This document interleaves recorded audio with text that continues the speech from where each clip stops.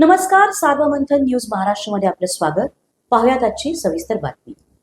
अहिल्यानगर जिल्ह्यातील अकोले तालुक्यात स्थानिक गुन्हे शाखेने अवैध दारू विक्रीवर धडक कारवाई करत मोठा साठा जप्त केलाय. या कारवाईत 4 आरोपींना अटक करण्यात आली असून एकूण 10,51,100 रुपयांचा मुद्देमाल जप्त करण्यात आलाय.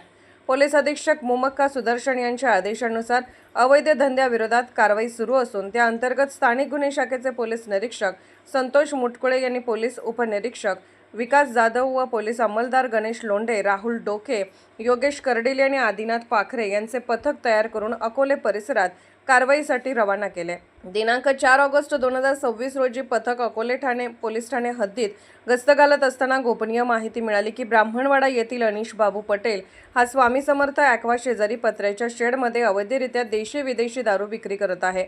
या माहितीच्या आधारे पथकाने पंचांसमक्ष छापा टाकून अनिश बाबू पटेल वय 58, नदीम याकूब पटेल वय 31 आणि नाझिम अनिश पटेल वय 31 सर्व राहणार ब्राह्मणवाडा तालुका अकोले यांना रंगेहात पकडले. आरोपीकडून 49,170 रुपयांची देशी विदेशी दारू, 51,330 रुपयांचे 2 मोबाईल, 600 रुपये रोख, 1 लाख रुपयांची TVS ज्युपिटर दुचाकी तसेच 8,50,000 रुपयांची हुंडाई कार MH17 JA 4946 असा एकूण 10,51,100 रुपयांचा मुद्देमाल जप्त करण्यात आला. या प्रकरणी अकोले पोलीस ठाणे गुन्हा रजिस्टर नंबर 508/2026 अन्वये महाराष्ट्र दारूबंदी कायदा कलम 65E अंतर्गत गुन्हा दाखल करण्यात आला. दरम्यान याच पथकाने ब्राह्मणवाडा येथील हॉटेल सम्यक येथे उत्तम आनंद शिंदे वय 34 यास अवैध देशी दारू विक्री करताना पकडले.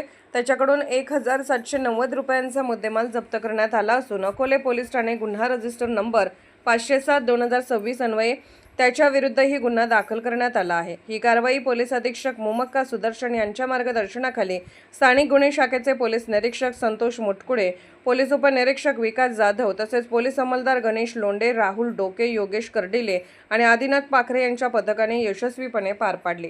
सार्वमंथन न्यूज महाराष्ट्र, अहिल्यानगर. सार्वमंथन न्यूज महाराष्ट्राला लाईक करा, शेअर करा, सबस्क्राईब करा.